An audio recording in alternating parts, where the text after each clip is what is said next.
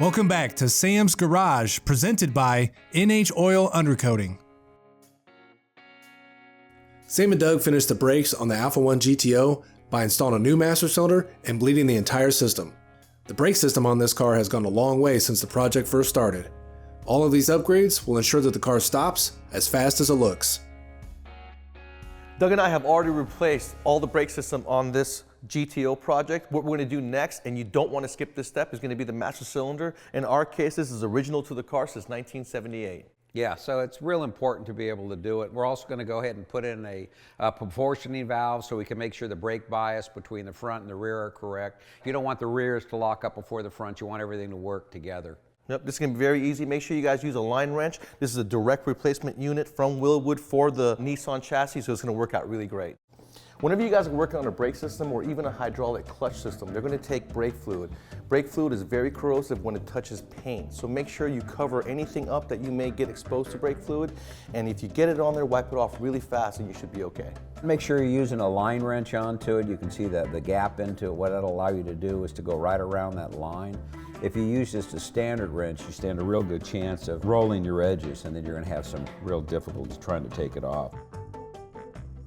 What Sam's going to do with the bench bleeding, it'll really help you out.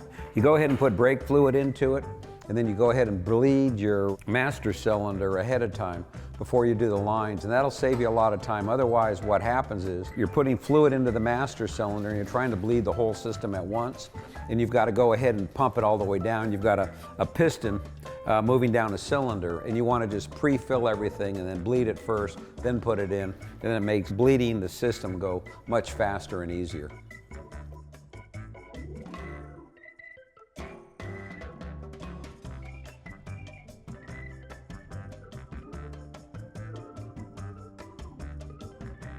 Okay, what we're getting ready to do right now is to bleed the brake. So what Sam's going to be doing is watching the amount of brake fluid that's in the bowl.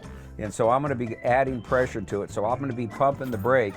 And as I pump the brake, then I'm going to hold it down. And then Sam's going to crack the valve. And then he's going to close the valve. And then I'm going to go ahead and then do another couple pumps. And then I'll hold it back all the way down. And we're wanting to bleed all of the air out of the system. And it's important you always start with the line that's farthest away in the back and then work your way forward. There is vacuum pumps out there. You can hook up to air and suck the fluid through. If you didn't have a bench bleeding kit, that's something I highly recommend because it'll cut your bleeding in half. But I always recommend at the end you do one manual pumping like we do here because it just at the end works better.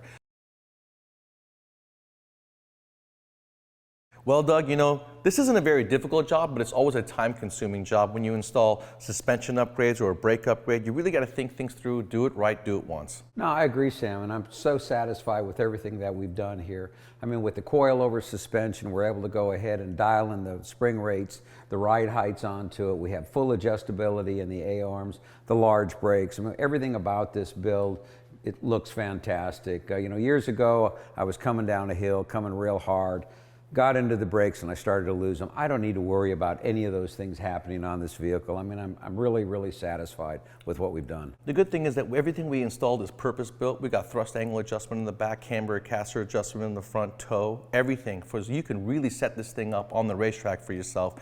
Yeah, and for you guys at home, when you're doing a build like this, remember, think your way all the way through the car. If you're putting a lot more power onto it, make sure you're building the proper suspension and the proper brakes. The last thing you want to do is get yourself into trouble. Make sure whatever you're doing, make sure you're doing it safe. Absolutely. If you guys are building yourself a project, make sure that you don't build a street car for the racetrack and a race car for the streets.